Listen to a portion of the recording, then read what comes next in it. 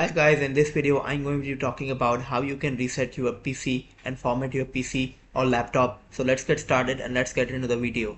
First of all, you have to open up your start menu and then you are going to search over here settings. So here it is, settings. I'm going to click it. And after that I have to go into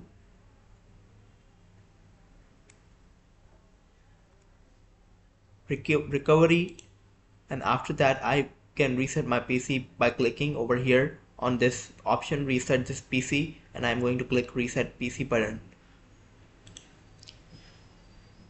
If I want to keep my files, I can click keep my files. If I want to remove everything, I'm going to select remove everything. So for now I'm going to click keep my files.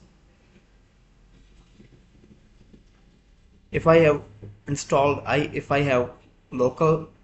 if I have Windows iOS file available in my PC, I am going to click local reinstall. Otherwise you can select cloud download and it will download your Windows online and reset the whole PC. After that it is going to download Windows from online server.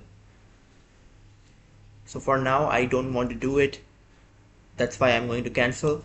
I hope you enjoyed our today's tutorial, and please make sure to hit the subscribe button and like button for latest tech related videos.